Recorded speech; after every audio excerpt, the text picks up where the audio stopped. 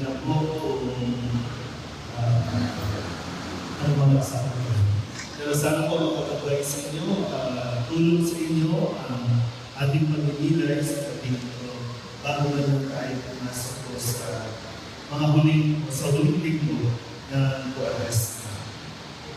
Ulitin mo po, malinaw po ba ang mga salita? Meron po ba dito bukod sa kanila may problema sa pagdinig? Nasa kamay na problema sa pagdinig.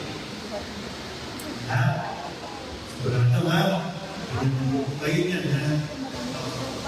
So, karugtong po ng ating panuwalang panalangin na binigay ng inyong pagkula, sisimulan po natin ang ating pagdinilay sa pagbabasa po bilang opening prayer natin sa Salmo 51.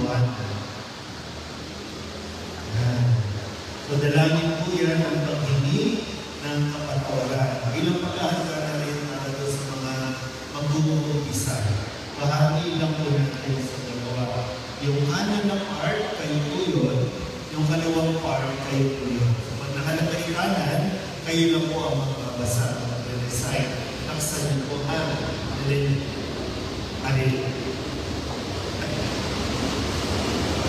sige po. Magsimay lang ang para sa ating panimulan o paghahanda para sa ating pagpinilay. Sige po, sa ating mga pintuan, anong bahagi, huwag kawa, sa ayon sa iyong magandang mga kasalanan ko iyong pag-ibig, ayon sa iyong pag-ibig sa akin. Linisin mo sana. Huwag mo sabi sa iyo ng sopo, balik po. Linisin mo sana ang aking kalugihan, ang patawag mo ay sa kanya. Ang pagsalansan ko ay tinitingala, laging nasa isip ko at anak-anak. Sa iyo daw ako at nasa kalangkuran, at ang nagawa ko ay hindi mo nagustuhan. Kaya may tuli na ako'y nakulan, marapat na ako'y iyong parusahan. Ako'y masama, nabuhat ng iluwan, makasalanan na ako'y isina. Nais mo sa akin isang pusong tapat, puspusin mo ako ng dulong mong wagas. Ako ay inisip sa ako'y hugasan, at ako'y puputi at walang mamatay. Sa mga katawa, ako ay puspusin, at muling babalik ang gagas sa akin. Ang kasalanan ko'y iyong natin muli, lahat kong nagawa sa may pamilya. Isang pusong tapat sa aking likhain, bigyan mo, O Diyos, ang bagong damdamin. Sa iyong harapan, huwag akong alisin. Ang Espiritu mo ang papagaling. Ang galang na hulot ng iyong pagligtas. Ibalik at ako ay gawin mong tapat. Kung magkagayon na aking tuturuan, sa iyo lumapit ang mga salamat. Ingatan mo ako, O Diyos, kung manunubos, ang pagliligtas ko ay galang kong ipapalo. Turuan mo ako makapagsalita at pupurihin ka sa gitna ng lahat. Hindi mo nais. Ha? Nagdaganit ako. Nang? Mga plus Ang driver O plus Diyos, ang dapat ay ang pakumbabal, puso ng pagkakaan. Yung Jerusalem ay magiging tama. At kung magkakayo ang handog ng aking dala sa kampana, todo susunugin, malugod na ito'y iyong nakakapagin. So para po sa ating pagninilay sa gabing ito, next slide, ay pagninilayan po natin ang Ebanghelyo mula kay San Lucas chapter 15 verses 11 to 32. Okay na po yan. Sa Soko, balik mo.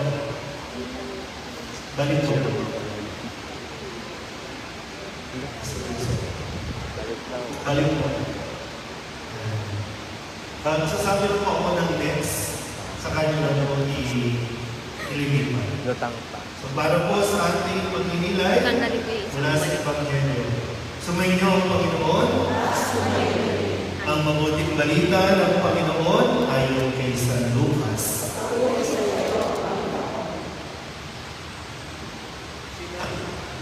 Sinabi ni Jesus, isang tao ang may dalawang anak na lalaki.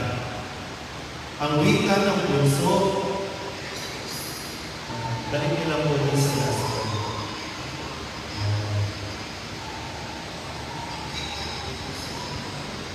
Ulitin niyo po ha. Sinabi pa, Cruz,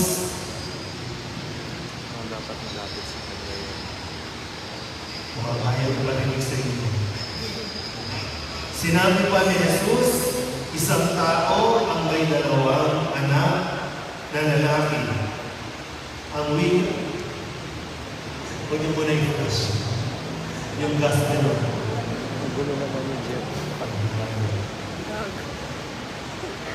Magsasabi po ako ng next sa kanyang i-next. Kailangan pa isang Ang kailangan lang po ay makinig lang muna kayo. Ha?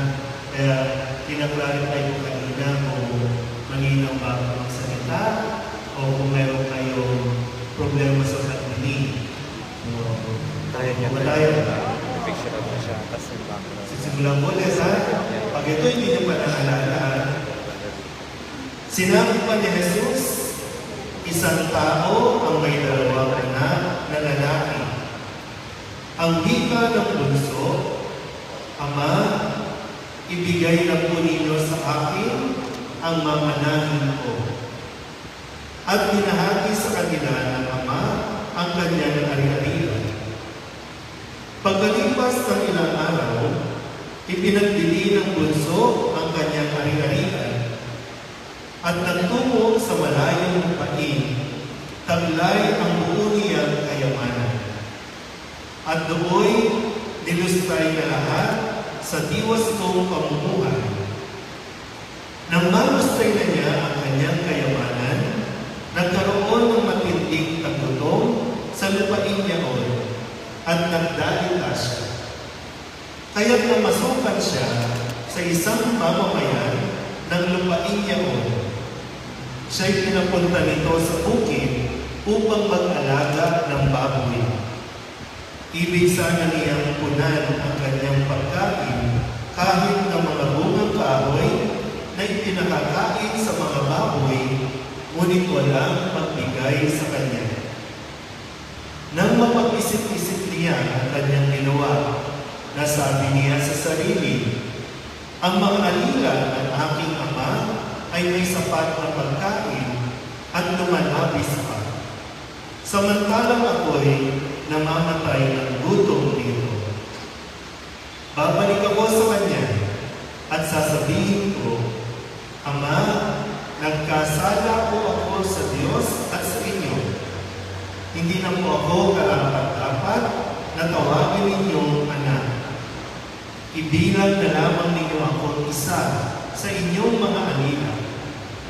At tumindig siya at pumaroon sa kanyang ama.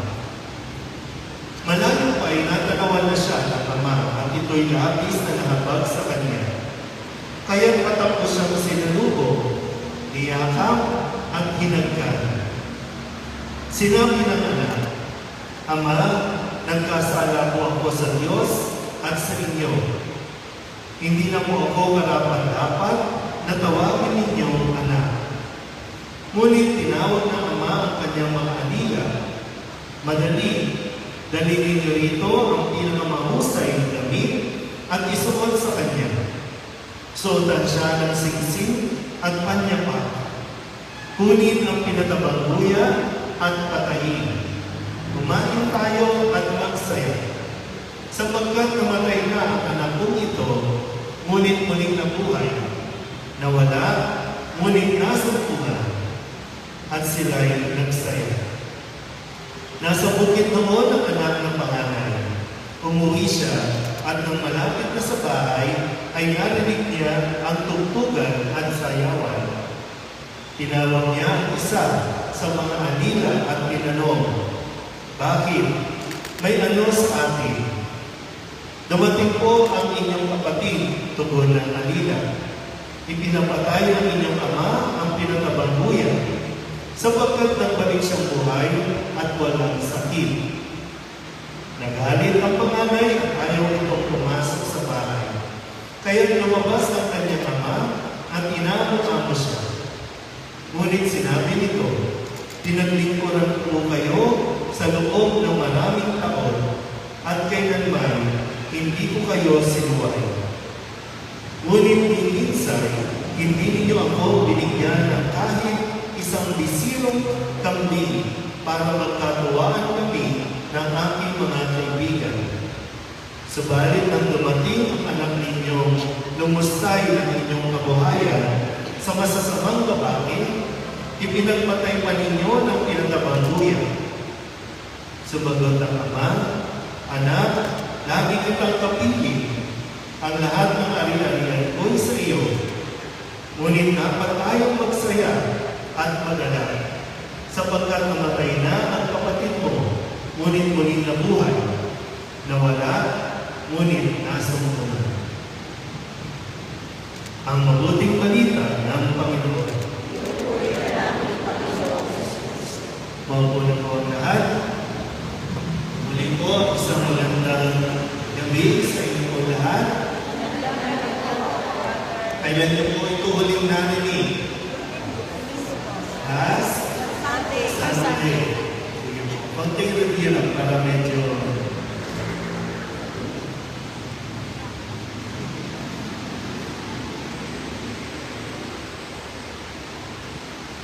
sa bawat linggo na atin po pinagdiriwang. Naalala niyo pa po ang unang linggo ng Kwaresma?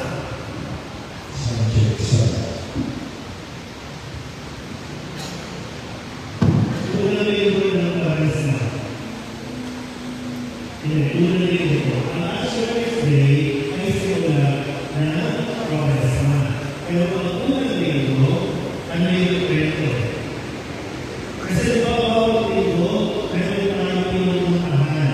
Dinadala tayo ni Jesus sa bawat lugar para makulungan tayo sa ating pagpilihan. Unang linggo, nasaan tayo? Unang linggo. Unang linggo, saan? Wala. Kukulihin na, wala tayo. Kaya naglalakbay, di ba? Naglalakbay tayo. Pilgrims of hope. Naglalakbay tayo at umaasa tayo na makakakuha tayo ng pag-asa sa panahong ito ng Kwaresma. So, unang linggo. Unang linggo. Ha? Ang ako, pagninilan. Unang linggo. Temptation. Di ba? Dinala sa disyerto. Doon sa disyerto, tinukso-tukso si Jesus. At pinakita din sa atin na kaya nating labanan ang tukso.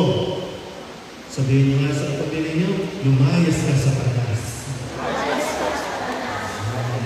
Kasi yung gawin mo, nasa simbahan din, hindi para magkasal, kundi para manggulo. Disyerto, unang linggo, ikalawang linggo. Dalawang linggo. Ano tayo mga kapalas dito? Ikalawang linggo. Mula disyerto, saan tayo pumunta? Sa mundo. Di ba sa mundo, ipinakita yung kaninginan ni Cristo ay yung pagkagos, yung pagkakakila, yung pagbabago ng mundo. Okay? Ang itong linggo, saan tayo mula naman? Ha? Yung pangalawa yung transfiguration. Ikanto, saan tayo ikanto? Saan? Saan tayo sinala? Disyerto, tapos bundok, saan? Templo, mukha sa walang nandun, walang tayo doon. Nasa? May ginamit kasing talinghaga, di ba? Sa ikatlo. Nasa? Ubasan. Di ba yung sabi, doon sa ubasan, merong isang puno ng trigo at sinabi, puputulin na kasi 3 taon lang pabalik-balik, walang bunga. Sabi nung may-ari, putulin na natin. Pero sabi nung tagapag-alaga, huwag muna. Bigyan niyo pa ng 1 taon pa. Sabihin niyo nga sa katabi niyo, 1 taon ka na lang. Kasi hindi naman tayo pwedeng simba, pero walang bunga. Kailangan may bunga. Next year, kailangan may bunga. Hindi yung chan. O, ika-apa. Saan tayo yung ika-apa?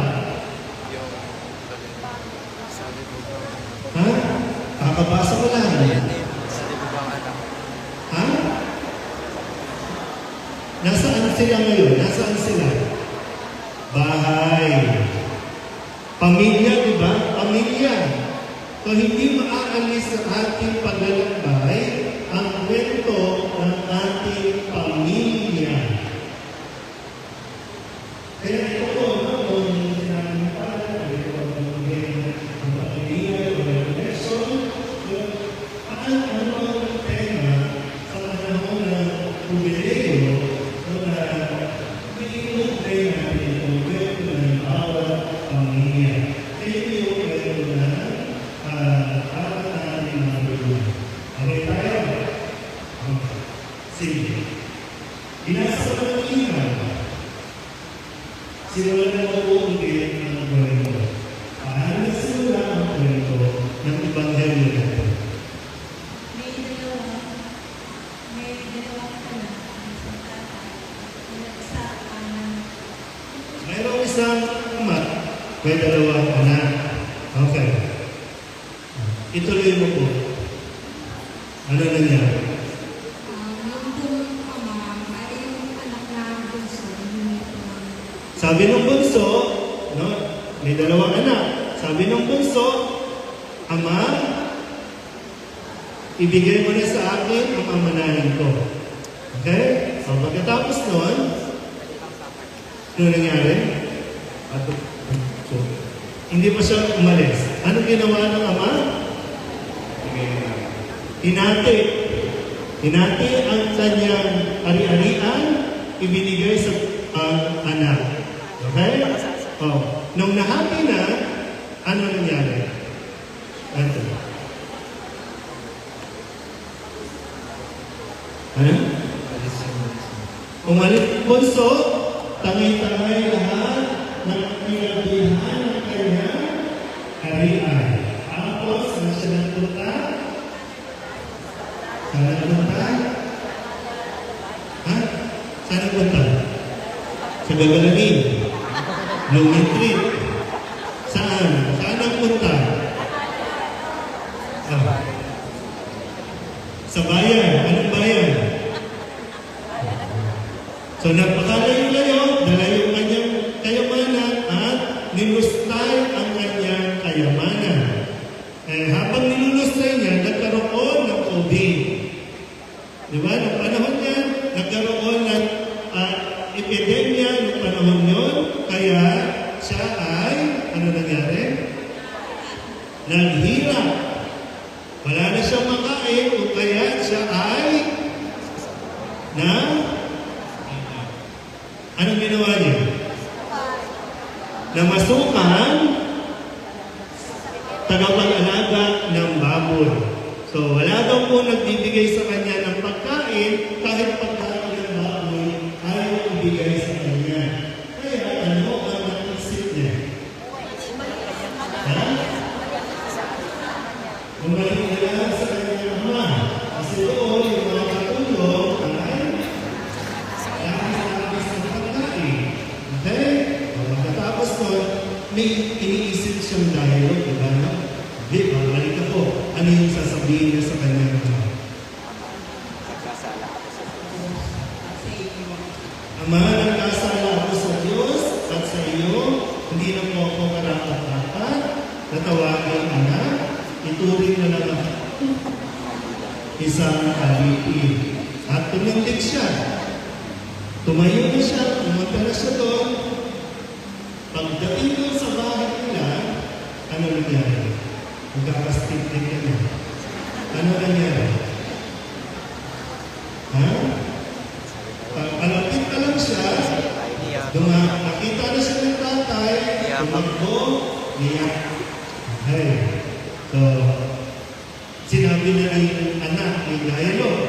Okay? Pagkatapos nun, ano ang sinabi ng ama? Ha? Tinawag yung mga katulong, bigyan siya ng damit, bigyan ng singsing, bigyan ng sandalas. Magsaya tayo. Kasi yung anak niya namatay na, muling namatay. So, nag-party-party na. No? Party-party. O ngayon, ano ang sumunod na kwento? Dumating yung panganay galing sa bukid.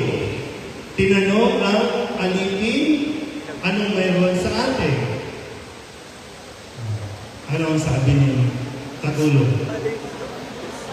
Dumating po ang inyong kapatid. Nagpapatay ng tinatabangguya ang inyong ama. Kaya yung panganay ayaw pumasok. Dahil ayaw pumasok, lumabas ang ama. Sinuyo-suyo siya, inamo-amo siya. Ano ang drama ng pangalan? Ano yung sinabi ng pangalan? Ha? Sindihan kita ng maraming taon na hindi mo man lang ako mabigyan na isang tabi na pagsasalihan ng aming nakakita. So yun yung damdamin ng pangalan. Ano ang sagot ng ama?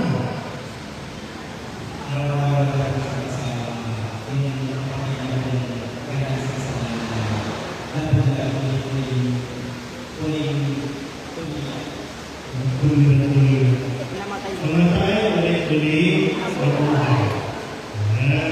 Itatandaan niyo mabuti ha, para sa ganoon, mas naunawaan natin ang kwento. Okay? So ngayon, hihimay-himayin natin. Sa Sopo, pwede na tayo. Next. Para naman pala. Balik mo. Ayan, okay na pala. Okay. So, sinimulan ni Jesus para mas maunawaan natin, may paunawa sa kanyang mga tagapakinig kung gaano kabuti ang ating Diyos na pwede natin tawagin Ama. Okay. So, ginamit niya dyan ang isang talinhaga ng isang lalaki na may dalawang anak. Next. Ang wika ng puso, ilagay mo ang iyong sarili kung ikaw yung magulang. Sasabihin ng puso, Ama, ibigay ng po ninyo sa akin ang mamanahin ko. Ano ang mararamdaman ng magulang kapag sinabi ng anak na ihingi niya na ang kanyang mana? Sa mga magulang dito, taas na kamay ng mga magulang dito. Anong mararamdaman ninyo kung sakali pag-uwi ninyo mamaya, galing ka sa recollection, tapos sasabihin ng anak mo, Ma, Pa, bigyan niyo na sa akin ang aking mana. Anong nararamdaman ng magulang kapatid? Kasi, di ba, ang mana nakukuha kapag patay na ang magulang. So, parang dito, sinasabi ng puso, Ama, mamatay ka na.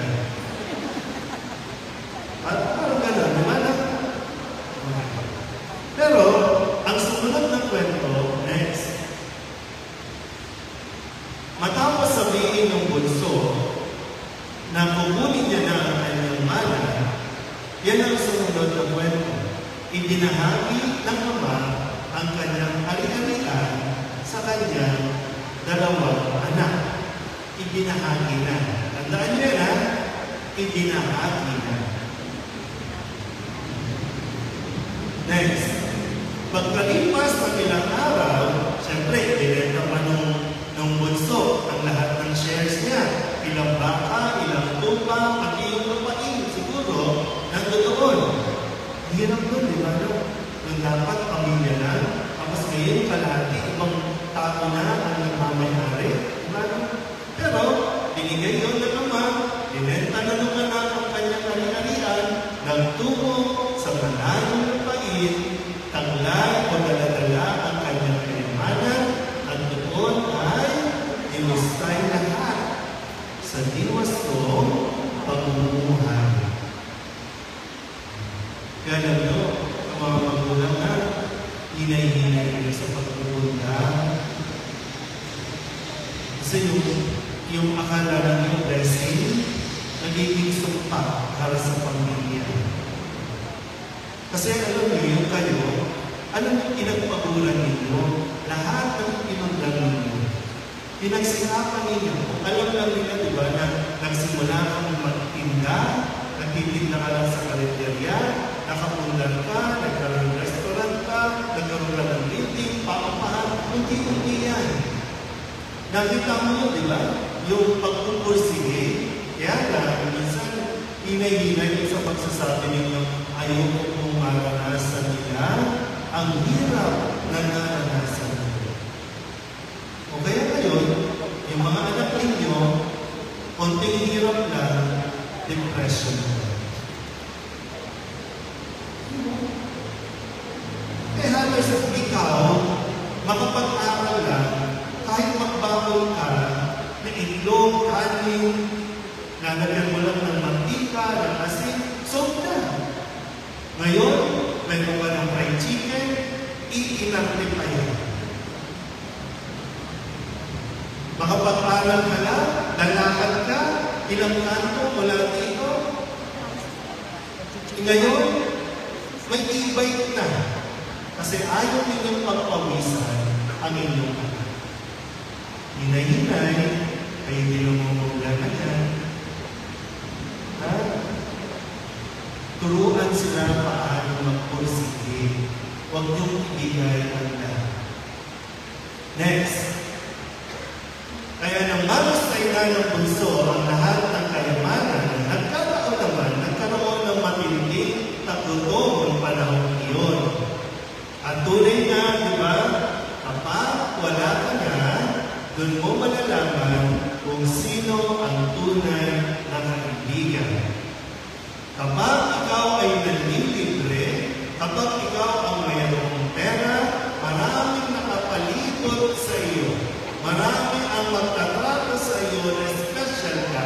Pero kapag naghirap ka na, nawala ka na, diyan ka matatakuhan at diyan mo makikilala kung sino ang tunay na kaibigan.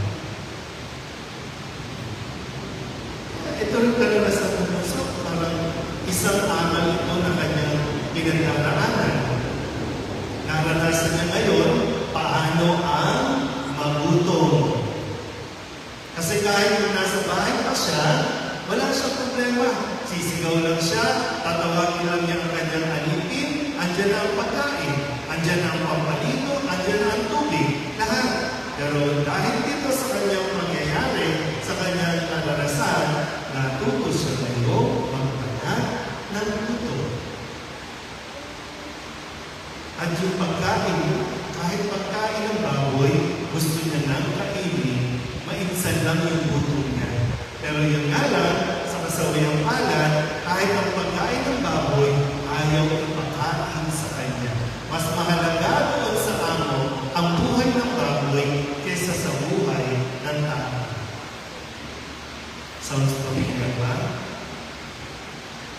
Diba? Minsan ngayon, mas mahalaga sa atin ang hayop kaysa sa tao. Tabi-tabi po, no? Minsan nga, diba? Yung mga aso, may diaper na. Pero ang mga bata,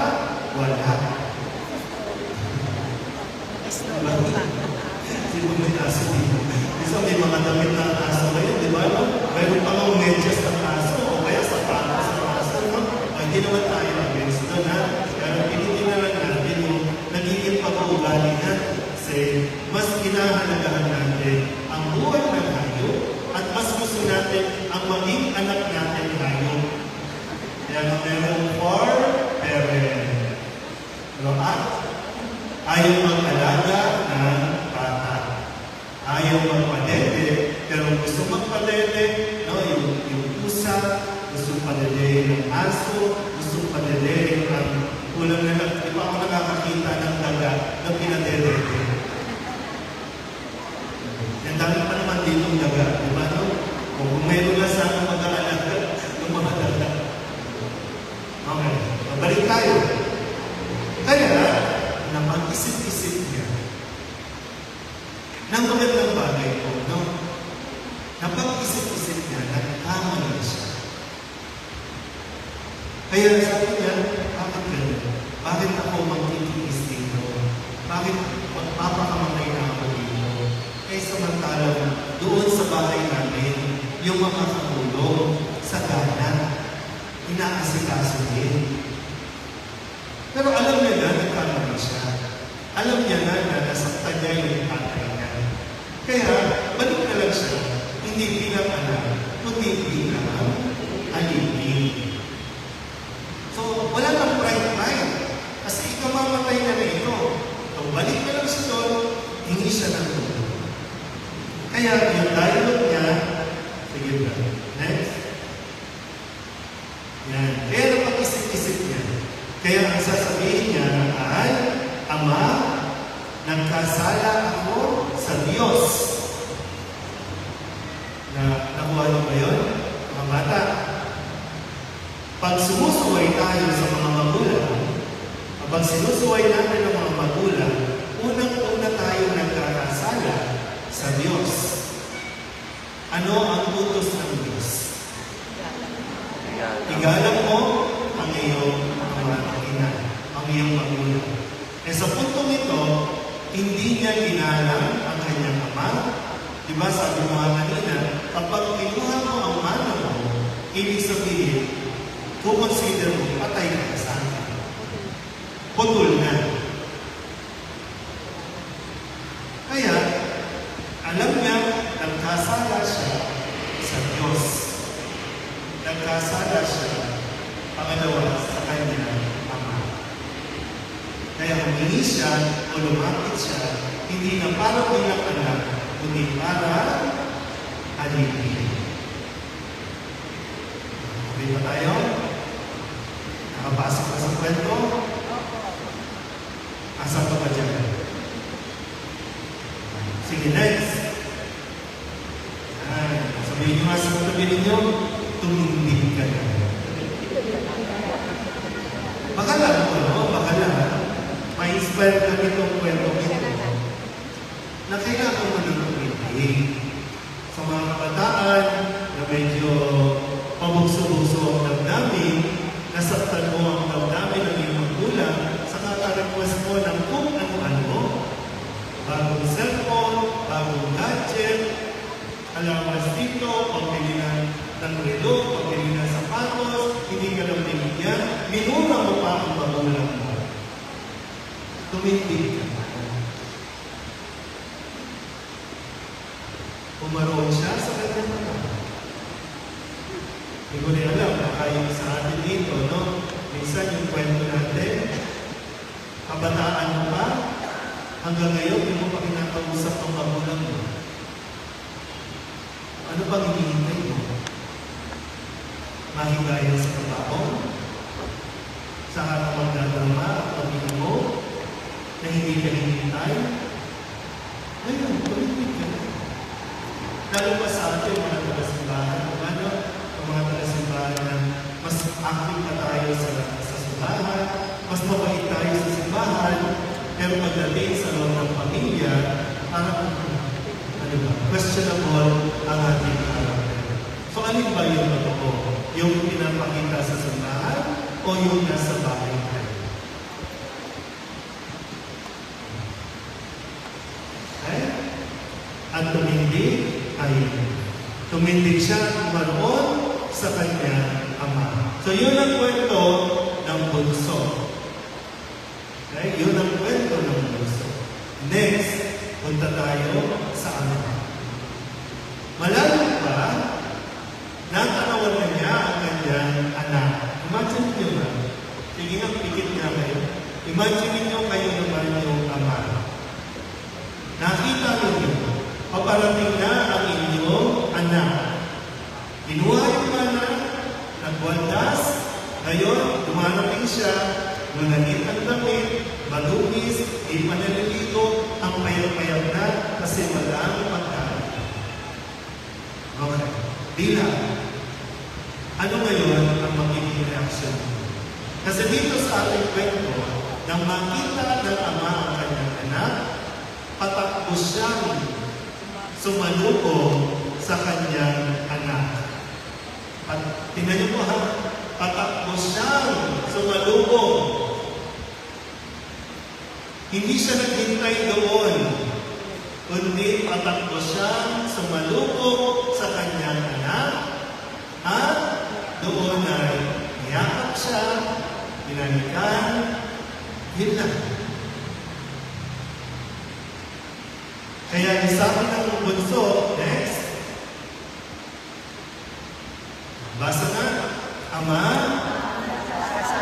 kasala po ako sa Diyos at sa inyo. Hindi na po ako karapat-dapat na tawagin ninyong anak. Ano kaya ang sasabihin mo kung ikaw yung ama? Kung ikaw yung magulang, ano ang sasabihin mo? Walang yan ka? Ayan ang napapala mo. O, di ba? Sinabi ko na sa iyo. O, kaya tingnan mo ang nangyari sa buhay mo. O, yun ba? Yun ba ang sasabihin mo? Pero ang sabi ng ama, next,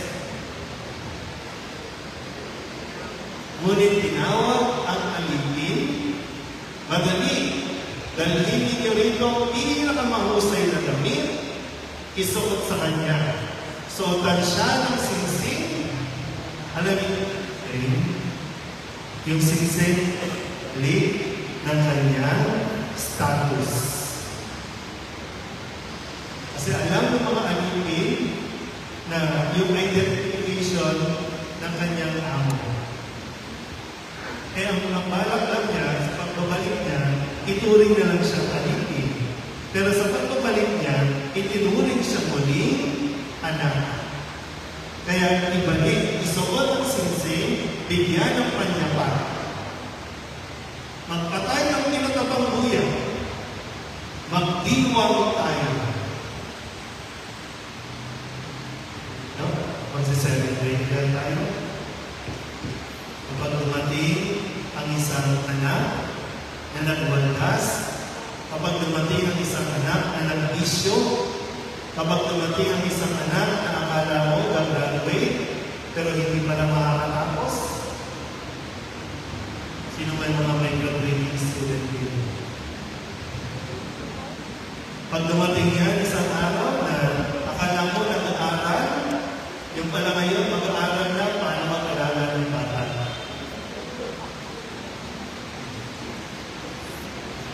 Pero ano magiging reaksyon natin?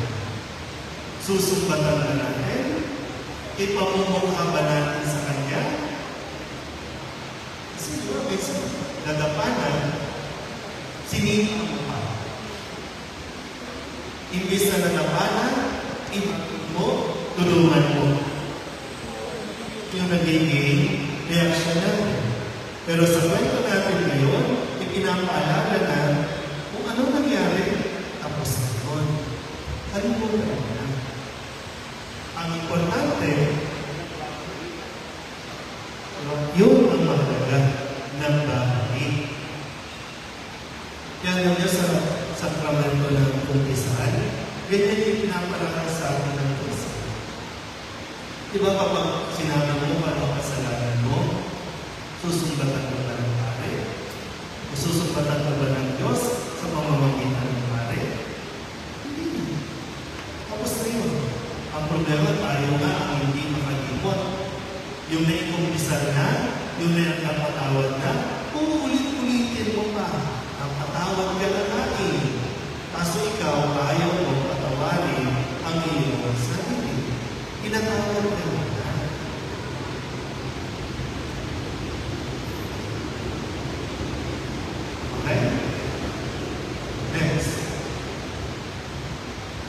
Balik mo na. So, habang sila ay nagsasayangan, nasa bukid ang panganay. Ito na yung panganay. Nasa bukid yung panganay, umuwi siya. Siyempre, anong ginawa sa bukid? Nagtrabaho, nag-araro, nagpuntal, pagulyan. Mayroon niyang prayer. Kaya dyan, nung umuwi siya, napansin niya, mayroon siyang narinig na diskuhan. Anong mayroon sa atin? Anong mayroon? Kaya, tinawag ang sa alipin. Next. Ang sabi ng alipin, basa na.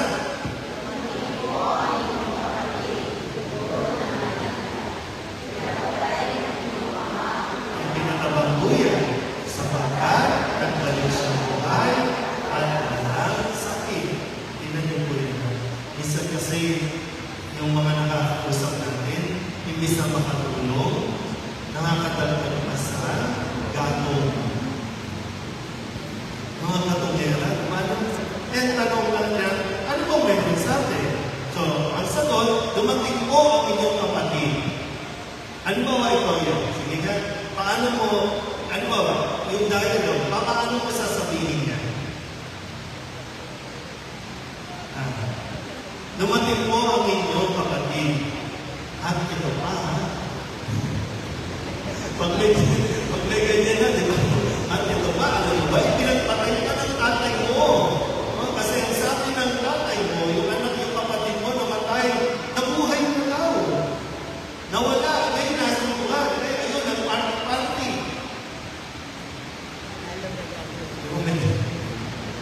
Tumamigil tayo. Bigyan tayo mga nakakausap. Kaya, yung pangatay ay ayaw pumasok. Next.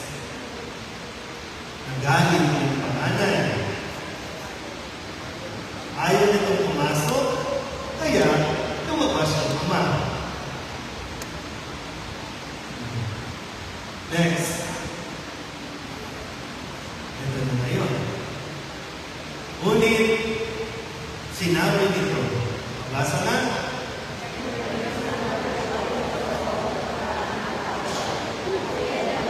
di ko kayo sinuhan. Ngunit minsan, hindi niyo ako binigyan ng kahit isang isirong kambing para magkatuwaan kami ng aking mga kaibigan. Subalit, nang dumating ang anak ninyong umustay ng inyong kabuhayan sa masasamang babae, ipinagpatay pa ninyo ng pinatabang buya. Hindi ka nung ba yan? Pinagpatay pa ninyo ng pinatabang buya.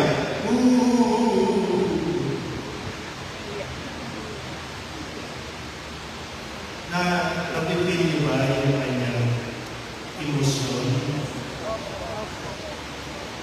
Ikaw na mabait, di ba? Ikaw na nagsikap na maging mabait sa iyong mga magulang. Hindi ka nga nakakalabas, hindi ka nga lumalayo, hindi mo iniwan yung mga magulang mo. Tapos ito, kapatid mo, nag-adik-adik, biglang tatanggapin ulit. Yung nagbolakbol, tapos tatanggapin ulit. Diba parang biglang ang bigat na ng pakiramdam ng nararamdaman ko, no? Bakit gano'n? Eh kaya kasi ikaw, parang hindi pwede. Bakit mo tinanggap? Hindi pwede yan.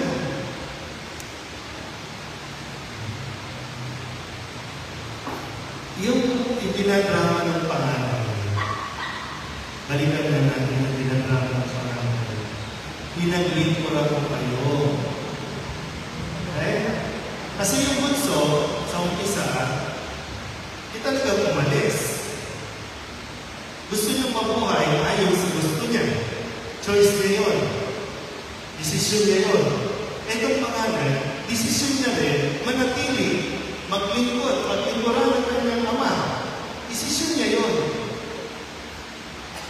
May pumilit pa sa kanya. Desisyon niya yun. Kaya lang, parang naging mabigat sa panganay yung kanyang ginagawa. Kaya nga, bakit mo ba ginagawa ang ginagawa mo? Desisyon mo ba yan o napipilitan ka? Kasi kung yan ay napipilitan na, kahit gumawa ka, mag-stay ka sa bahay, ang bigat ng kalooban.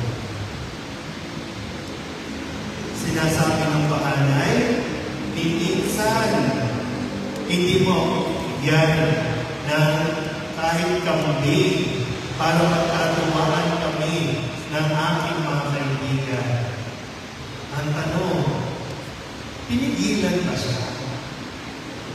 Pinagbawalan ba siya? At kung sasabihin niya na hindi mo man lang ako binigyan ng isang campaign, ano ang nangyari sa pinakaunang bahagi ng kwento?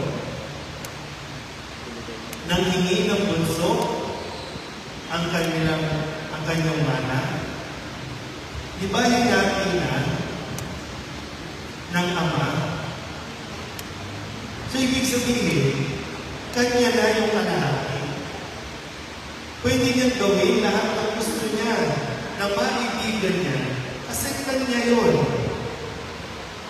Kaya lang, dahil na nanonood sa minsan yun, kaya ka nagagalit sa iyong kapatid kasi nag-iintip ka. Kaya ka nagagalit kasi nagsiselos ka. Bakit siya?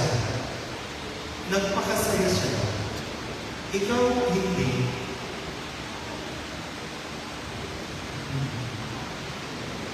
Kaya marami sa atin, diba? Hanggang ngayon, yung mga kapatid natin, hindi natin kinikipo. Hindi natin pinapansin. Dahil lang doon, yung pag binabalikan, maganda kasi po, binabalikan natin. Pag binalikan mo ang kwento ninyo, nang may malawak na pag-unawa, mapapansin mo, ay, bakit gano'n ang bago lang pala? Yung hindi lang tayo nagpalit ng sapatos, hindi ka lang nabila ng bago, nagdamdam ka na. Di ba may maganda tayong kwento? Tapos sasabihin natin, yung favorite kasi yan eh. Kaya ikaw, drama, sasarilinin, dinidibin, ikimkimin, pagdating ng panahon, ilalabas na. Ito, nilabas na yung mga. Ang lahat kaya lang, pag pinamila, bakit ano problema? Bakit hindi ka nagpatay ng kambing? Iyo yan. Gusto mo pa lang magpakain sa kaibigan. Bakit hindi ka nagpakain? Ang daming baka, ang daming natupa. Pwede kayong magkasayahan. Kaya nanatili siya doon sa yung bunso, yung kapatid, walang niya. Inustay ang kayamanan. O kaya naman, o pwede ba sabihin dito, ayaw na nang bumalik, o kaya nangangamba siya na sa pagbalik ng kanyang kapatid, mababawasan yung kanyang ari-arian. Kanya na yun, di ba? Kanya na yun. Kaya, huwag na siya bumalik. Akin ito, baka kunin.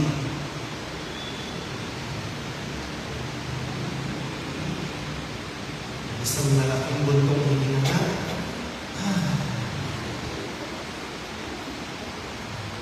Next, basa. Sa mga walang ama, anak, lagi kitang kapili. At lahat ng ari-arian ko ay sa iyo. Ngunit dapat tayong magsaya at maganap sapagkat namatay na ang kapatid mo, ngunit muli ang buhay. Nawala, ngunit nasa buhay. Ang tanong, papasok ba ang panganay? Magkikipagsaya ka ang panganay? Kung ikaw yan, papasok ka ba? Paano mo tatapusin ang kwento ito? kung ikaw yan. So, isa na, meron po akong kapatid, no? 3 beses nang natulog.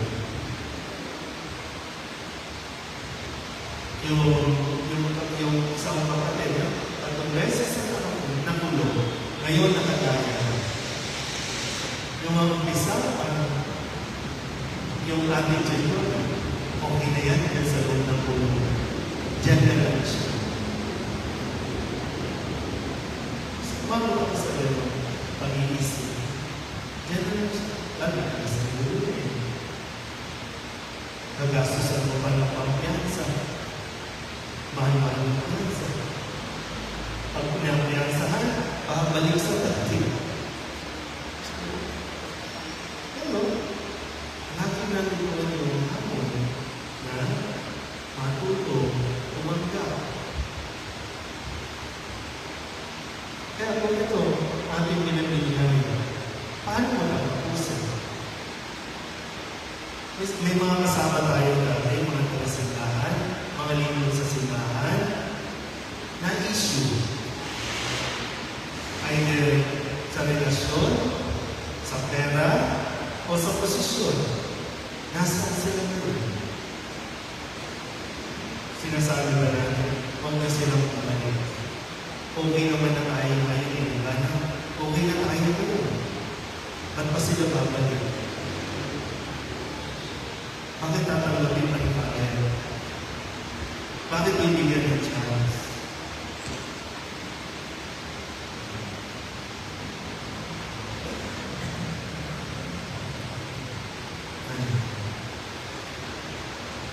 Next. So, papasok ba siya o hindi? Kung ikaw ang tatanungin, papasok ka ba o hindi? Kasi pag pumasok ka, tatanggapin mo ang iyong kapatid. Makikipagsaya ka. Yung hindi na pipilitan, yung hindi masama ang loob, hindi mabigat ang loob. Pag pumasok ka, magkakaroon ng pagkakatawanan. Alam niyo mga minsan, diba, ang mga magulang, pag naglanding, yung iba, marami ka naman, bigyan mo yung kapatid. Walang din.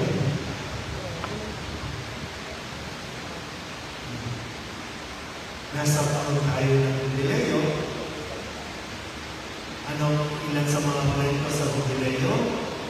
Yung pagpapalaya sa mga alipin, yung pagpabalik ng mga lupain, yung pagpapawalang bisa ng mga utang, yung pagpapatawa ng mga nagkasala. Jubili-jubili tayo, pero baka hindi natin nagawaan yung hinihingi sa atin ng diwa, ng Jubileo, lalo pa ngayon, taon, o pilgrims po, mga naglalakbay, nataglay ang pag-asa.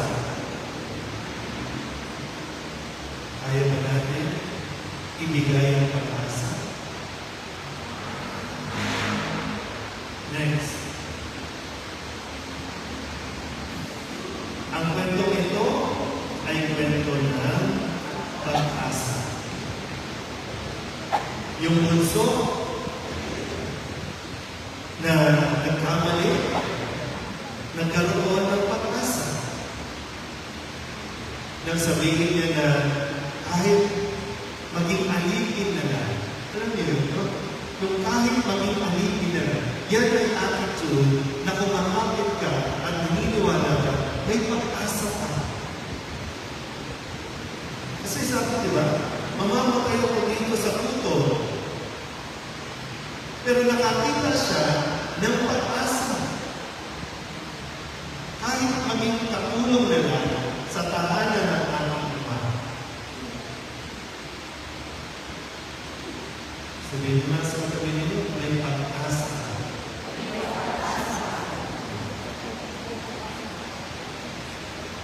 Next. Yung pag-asa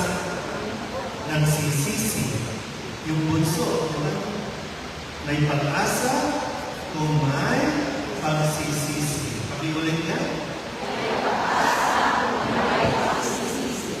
Kasi kung walang pagsisisi, ano mangyayari? Baka uulit-ulitin lang natin yung ating pagkakamali. Baka hindi pa talaga minsan, no? Sabi ko na bagay ko kanina, di ba? Kahit anong pilit mo, pag hindi pa ang tao magbago, walang mangyayari. Kahit pilitin, kahit dalhin mo sa rehab, sa droga, hindi yan magbago. Kasi kailangan nanggagaling sa atin ang pagsisisi. At kapag nangaling ka sa atin, papasok na dyan ang pagbabago. Kaya kahit mo may sugarte, kahit kung sabi mo, mag-aral kayo, hindi yan magagawa. Kailangan makita nila. Kailangan manggaling sa kanila.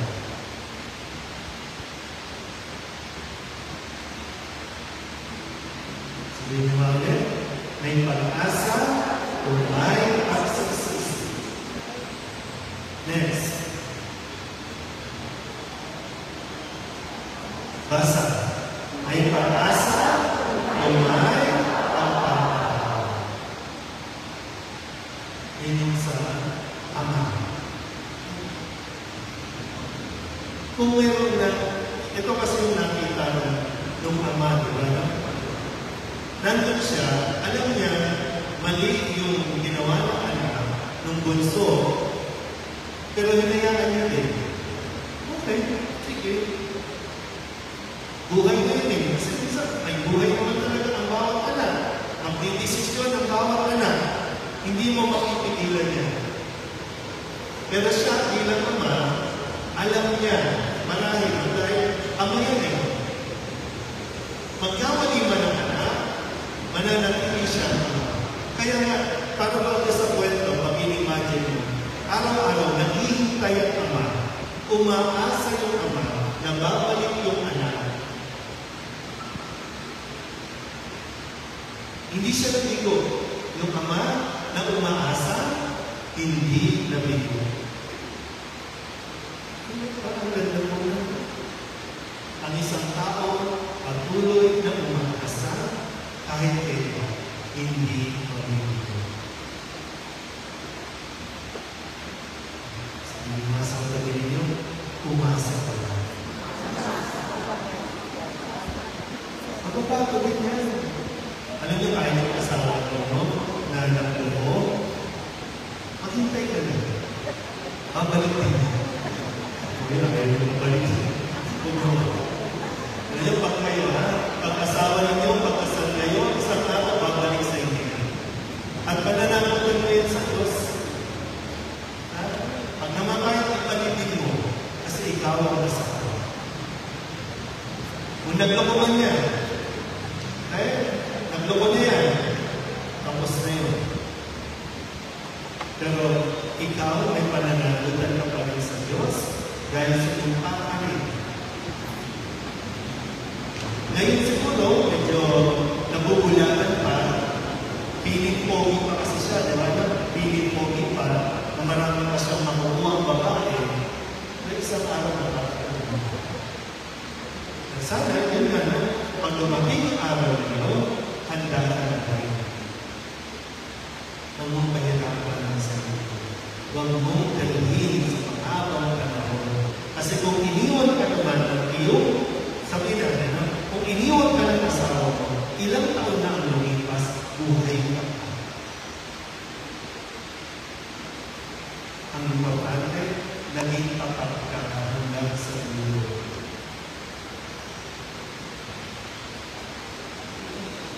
Nasa Madre, may pag-asa,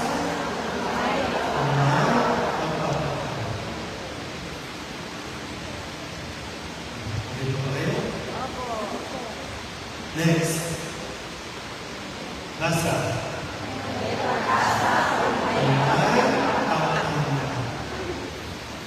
Kung may nagbabalik, bigyan mo ng pagkakas. tanggapin. Kaya ka na lang, bakit pinalaw yung pera ng organization ninyo? Bakit pinuha ng pera ng simbahan? May mga kwento. May dahilan dito. Maging bukas na tayo. Maging malawak na tayo. Kasi tayo din naman nakakasal. Tayo din naman nakakasal. Hindi ka pangalang nabubukin. Hindi ka pangalang nabubukin.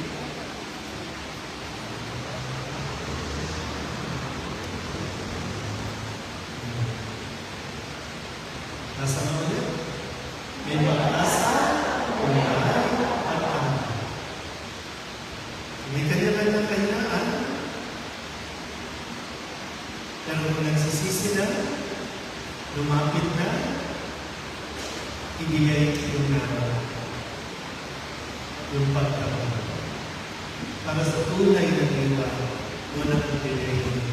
Kaya ka na lang sa susunod na Jubilee celebration, buhay pa yung kapatid mo. Diba? Kasi diba dati, every 100 years ang celebration. Ginawang every 50 years kasi wala na nakakaabot ng another Jubilee. O ginawang 50, medyo humina na rin ang buhay ng mga tao. Lumiit na yung span ng buhay. Kaya ginawa 25. So every 25 years, nagkakaroon tayo ng Jubilee celebration. Sino na nakapag-celebrate noong year 2000? Oo, kunti lang. Yung iba, wala na. Yun na pala yung Jubilee. Ngayon, 2025. Jubilee. Hihintay mo ba yung another Jubilee year? Bago ka tumanggap, bago ka magkakawal, bago ka humingi ng awal. Ngayong taon na ito.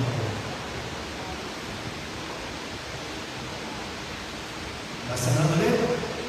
May pag-asa, next. Yung Jubilee celebration natin, di ba? Pilgrims of Hope. Pag-asa. Spell na H-O-P-E. Next slide. Basa. Only on positive energy. So yung hope, yung pag-asa natin, mas maging positive ka, maging positibo ka lang. Sabihin mo sa katabi niyo, huwag kang lega. Kasi pang lega natin, diba? Yung sasabi, ay, ako yan, hindi na magpambato yan. Napaka-lega mo naman. Ay, yan, ay, walang yan, hindi na yan, itino. Huwag kang lega. Pag ganun kasi, nawawalan ka na ng pag-asa. And then sinasabi, huwag kang mawalan ng pag-asa. Kumapit ka sa pag-asa. Hold on to positive energy.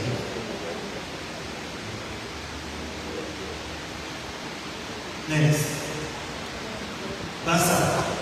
Hope overcomes pain and exhaustion. Yung sakit, yung takot, yung stress. Kung doon ka mag-stay, pero kung nakahawak ka sa pag-asa, ng hirap mo, mawawala ka. Matatapos. Exhausted ka ba? Tingnan niyo nga kung paano ang gagawin niyo kung mukhang exhausted.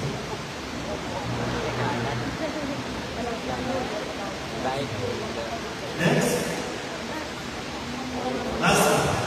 On, pain, and. Matapos ka, samahan ko, sakit sa piling. Matatapos. Umasa ka lang. Sabihin nyo sa tabi nyo, umasa ka lang.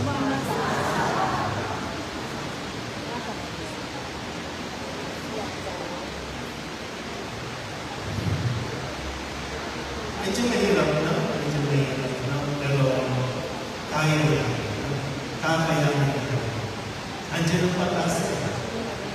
Pag sinabi natin pag-asa, sino bang pag-asa natin? Si Kristo pa.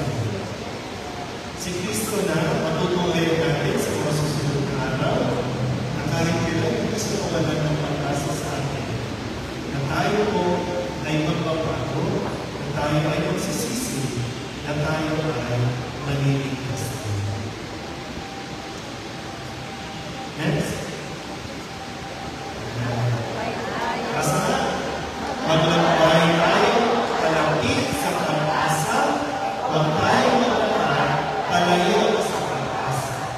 Diba yung anak, lumapit sa nakikita niyang pag-asa, ang pag-asa niya talaga yung tatay eh.